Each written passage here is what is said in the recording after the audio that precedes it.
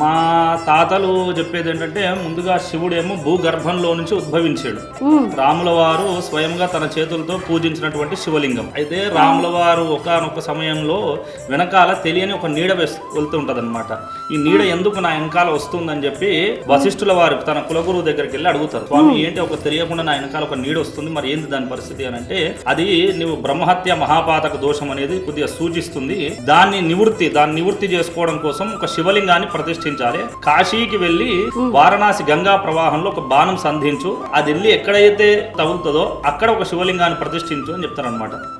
అక్కడ కాశీకి వెళ్లి గంగా ప్రవాహంలో ఈశ్వరుని ప్రార్థన చేసుకుని ఒక బాణం తీసి భూగర్భంలోకి వేస్తాడనమాట. ఆ భూగర్భంలోంచి వచ్చినటువంటి బాణము అనేకమైనటువంటి అరణ్యాలన్నీ తిరుగుతూ ఇక్కడ వచ్చి ఒక కొండ పెకిలించుకుంటూ పుట్టింది. ఆ బాణం చేత పెకిలించుకుంటూ 7 గుండాలుగా ఏర్పడింది. తర్వాత కాలక్రమేణా కొద్ది రోజుల తర్వాత రాముల వారు ఆ బాణాన్ని చూసి, అరే నేను వదిలిపెట్టిన బాణం ఇక్కడికి వచ్చిందేమో అని చెప్పి ఇక్కడికే వచ్చి ఈశ్వరుని ప్రార్థిస్తే భూగర్భంలోంచి శివుడు ఉద్భవించడం జరుగుతుంది. ఆ ఉద్భవించినటువంటి శివలింగానికి మరలా స్వామికి నమస్కారం చేసుకుని ఒక బాణాన్ని ఏదైతే ఇక్కడికి పెకిలించుకుంటూ గుండం పుట్టిందో ఇక్కడికి గంగా ప్రవాహం రావాలని చెప్పి ఒక బాణాన్ని ఈశ్వరుడి ప్రార్థన చేసుకుని మళ్ళీ భూగర్భంలోకి సంధిస్తే అది స్వరంగాల మార్గం చేత కాశీకి తగిలి ఆ కాశీ నుంచి ఇక్కడికి ప్రవాహం రావడం జరుగుతుంది. ఆ వచ్చినటువంటి ప్రవాహంతో శివుడికి అభిషేకం చేయడం జరుగుతుంది ప్రతిరోజు ఇప్పటికి నిత్యము కూడా. ఆ ప్రవాహం ఎక్కడికి వస్తుంది? కాశీ నుంచి ప్రవాహం అది స్వరంగాల మార్గాల చేత ఏర్పడినటువంటి కాశీకి అక్కడి నుంచి రావడం. తర్వాత ప్రతిరోజు మొదటి అభిషేకం కూడా ఆ గుండంలోంచి నీళ్ళు తీసుకొచ్చిన తర్వాతే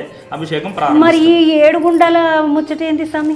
ఆ బాణమే 7 గుండాలు అంటే ఒక రాయి పెగిలించుకుంటూ 7 గుండాలుగా ఏర్పడింది అనమాట. ఆ ఏర్పడినటువంటిదే సప్త కోనేరులు. దాని 7 గుండాలుగా ఏర్పడడం జరిగింది. ఆ కోనేరులలో కేవలం ఓనికి లేదా?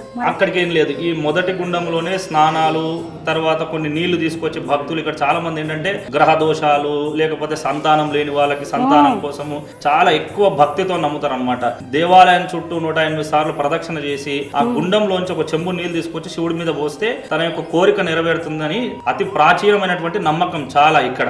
అందుకని ఇక్కడికి వచ్చి ప్రదక్షిణ చేసి ఓ చెంబు నీళ్లు కాశీ గంగా ప్రవాహంలా అనే భావన చేసుకుంటూ ఆ నీళ్లు తీసుకొచ్చి శివుడికి అభిషేకం చేస్తారు. ఇక్కడ అదే ఆనవాయితీగా వస్తూ ఉంది. చాలా ఇప్పటికి కూడా ఏదైనా మొక్కుంటే 108 ప్రదక్షిణలు చేసి ఆ శివుడికి యొక్క నీళ్లు తీసుకొని వచ్చి శివుడికి అభిషేకం చేసి వాళ్ళ యొక్క కోరికను నెరవేర్చుకుంటూ జరుగుతుంది. అట్లా చాలా మందికి జరిగింది.